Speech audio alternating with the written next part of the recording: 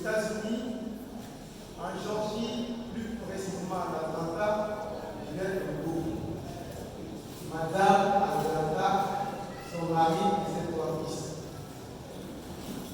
Julie Williams King. Alfred Daniel King. Nira Michael King Jr. Ce dernier, c'est-à-dire Michael King Jr., est né le 15 janvier 1929 à Atlanta. Il a obtenu son baccalauréat en 1948 et 3 ans plus tard, il obtient un diplôme en théologie et devient un ministre des cultes à l'église Ebenezer à Atlanta. Militant pour les droits civiques, passionné pour la défense des droits de l'homme, politicien et théologien, il commença le 28 août 1929 et sera droit devant la Lincoln Memorial à Washington, un fameux discours. I have a dream. En 1964, il obtient le prix Nobel de la paix. Né Michel King Jr., il est connu sous le nom du révérend pasteur Martin Luther King. Vous l'aurez entendu jury, mesdames, messieurs, c'est avec cette fabuleuse histoire du révérend Martin Luther King que je voudrais vous dire bonsoir.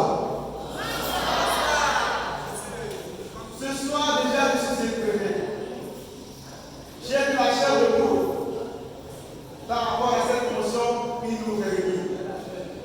Politicien et vous l'êtes chrétien. Maintenant, bien, parce que je vous démontrerai par A plus B que cette assertion est fausse, que ce système de pensée est erroné. Étant donné que les termes bien définis conduisent à une compréhension lucide et claire, essayons de comprendre le mot politicien. Politicien vient d'un mot grec politica et a un sens très riche. D'abord, selon le chaîne en ligne Wikipédia, la politique a trait à tout ce qui est relationnel, à tout ce qui est interaction entre les humains.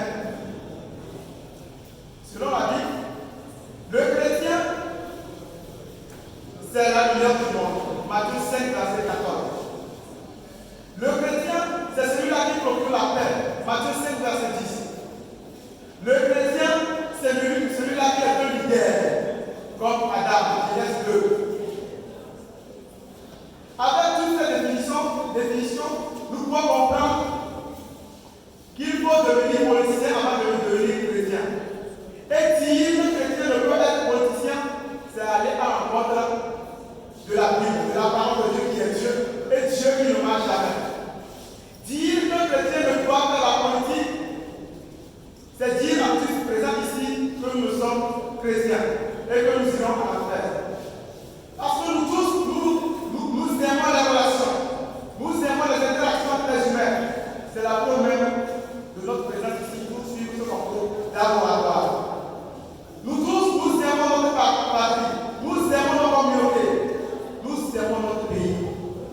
Et je suis sûr que la majorité des personnes présentes ici ont une fois faire une carte d'identité, elles ont une fois faire une carte d'électeur. Dire que le chrétien doit faire la politique, c'est nier ces personnages fabuleux chrétiens qui ont marqué l'histoire à travers leurs actes. À l'instar de l'ex-président ivoirien Laurent Gbagbo, à l'instar de l'ex-président béninois Yahya Boni, à l'instar du révérend pasteur Martin Luther King, le défenseur des droits de l'homme que nous connaissons tous jusqu'à présent.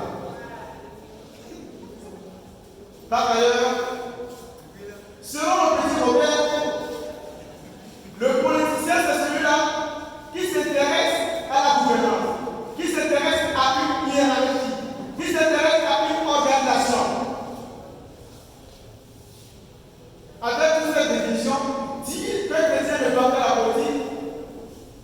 dire que tous les membres des Amis du Togo ou bien du monde ne sont pas des chrétiens. Parce que nous tous, nous aimons les élections. Nous organisons des élections. Nous avons une hiérarchie. Nous avons un président. Enfin, nous devons comprendre qu'un chrétien est bien avant tout un homme. Et un homme est un être social et sociable. C'est-à-dire une personne